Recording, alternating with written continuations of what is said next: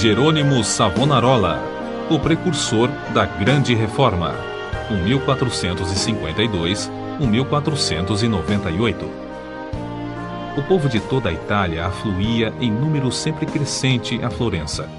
A famosa Catedral do Duomo não mais comportava as enormes multidões. O pregador Jerônimo Savonarola, abrasado com o fogo do Espírito Santo e sentindo a iminência do julgamento de Deus, trovejava contra o vício, o crime e a corrupção desenfreada na própria igreja. Como resultado, o povo abandonou a leitura das publicações torpes e mundanas para ler os sermões do ardente pregador. Deixou os cânticos das ruas para cantar os hinos de Deus. Em Florença, as crianças fizeram procissões, coletando as máscaras carnavalescas, os livros obscenos e todos os objetos supérfluos que serviam à vaidade. Com isso, formaram em praça pública uma pirâmide de 20 metros de altura e atearam-lhe fogo. Enquanto o monte ardia, o povo cantava hinos e os sinos da cidade dobravam em sinal de vitória. Se o ambiente político fosse o mesmo que depois veio a ser na Alemanha, o intrépido e devoto Jerônimo Savonarola teria sido o instrumento usado para iniciar a Grande Reforma em vez de Martim Lutero.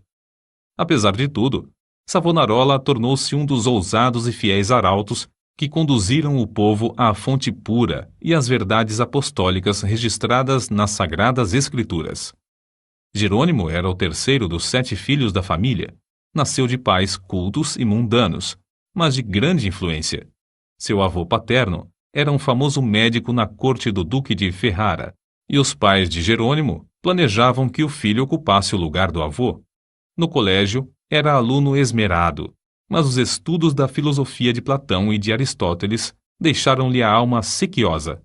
Foram, sem dúvida, os escritos de Tomás de Aquino que mais o influenciaram, a não ser as próprias escrituras, a entregar inteiramente o coração e a vida a Deus.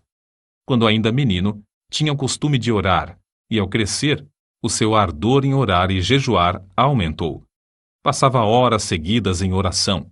A decadência da igreja, cheia de toda a qualidade de vício e pecado, e ainda o luxo e a ostentação dos ricos, em contraste com a profunda pobreza dos pobres, magoavam-lhe o coração. Passava muito tempo sozinho nos campos e à beira do rio Pó, em contemplação perante Deus, ora cantando, ora chorando, conforme os sentimentos que lhe ardiam no peito. Quando ainda jovem, Deus começou a falar-lhe em visões. A oração era a sua grande consolação. Os degraus do altar, onde se prostrava horas a fio, ficavam repetidamente molhados de suas lágrimas. Houve um tempo em que Jerônimo começou a namorar certa moça florentina. Mas quando ela mostrou quanto era desprezível que um membro de sua orgulhosa família Strozzi pudesse se unir a um Savonarola, Jerônimo abandonou para sempre a ideia de casar-se. Voltou a orar com crescente ardor.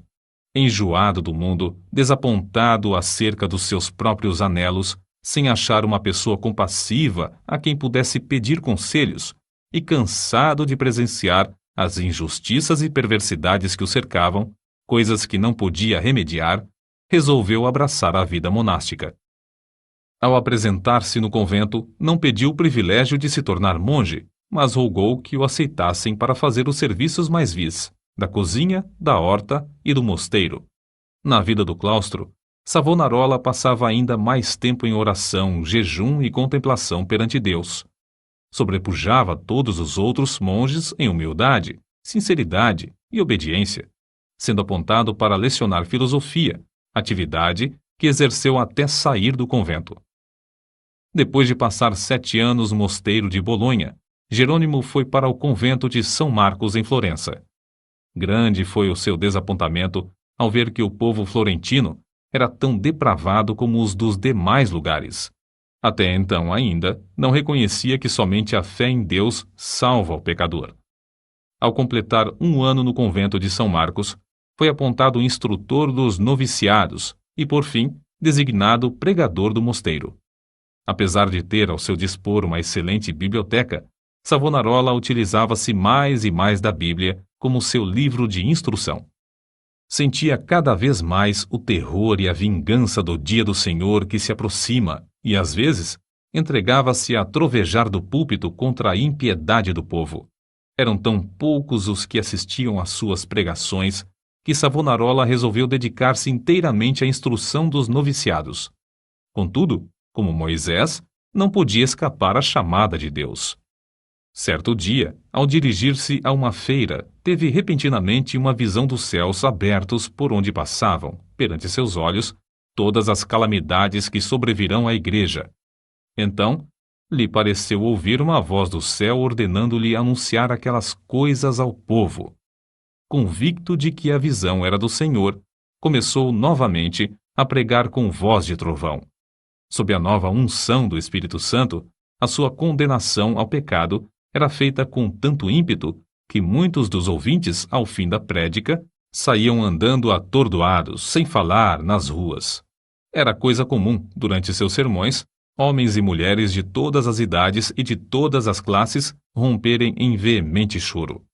O ardor de Savonarola na oração aumentava dia após dia, e sua fé crescia na mesma proporção. Frequentemente, ao orar, caía em êxtase.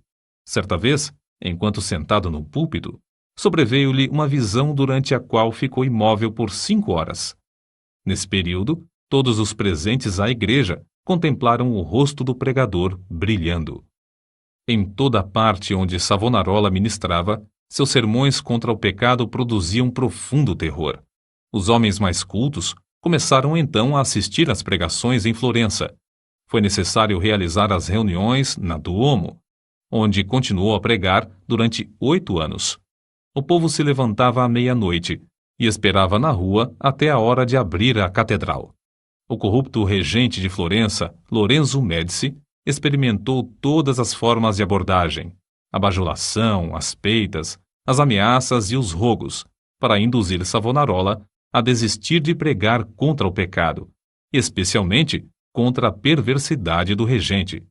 Por fim, vendo que tudo era debalde, contratou o famoso pregador Frei Mariano para falar contra Savonarola. Frei Mariano pregou um sermão, mas, pelo fato de o povo não ter prestado atenção à sua eloquência e astúcia, ele não ousou continuar. A essa altura, Savonarola profetizou que Lorenzo, o Papa e o rei de Nápoles morreriam dentro de 1 ano, e assim sucedeu. Depois da morte de Lorenzo, Carlos VIII da França invadiu a Itália, e a influência de Savonarola aumentou ainda mais. O povo abandonou a literatura torpe e mundana para ler os sermões do famoso pregador. Os ricos socorriam os pobres em vez de oprimi-los. Foi nesse tempo que o povo fez a grande fogueira na Piazza da Florença e queimou grande quantidade de artigos usados para alimentar vícios e vaidade. Não cabia mais, na Grande Duomo, o seu imenso auditório. Contudo, o sucesso de Savonarola foi muito curto. O pregador foi ameaçado, excomungado e, por fim, no ano de 1498, por ordem do Papa, foi queimado em praça pública. Com as palavras "O Senhor sofreu tanto por mim", terminou a vida terrestre um dos maiores e mais dedicados mártires de todos os tempos. Apesar de continuar até a morte, sustentando muitos dos erros da Igreja Romana, ensinava que todos os que são realmente crentes estão na verdadeira Igreja. Alimentava continuamente a alma com a palavra de Deus. As margens das páginas da sua Bíblia estão cheias de notas escritas enquanto meditava nas Escrituras. Conhecia uma grande parte da Bíblia de cor e podia abrir o livro instantaneamente e achar qualquer texto.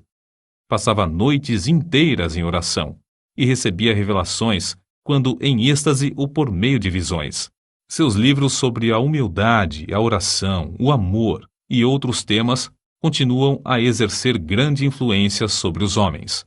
Destruíram o corpo desse precursor da grande reforma, mas não puderam apagar as verdades que Deus, por seu intermédio, gravou no coração do povo.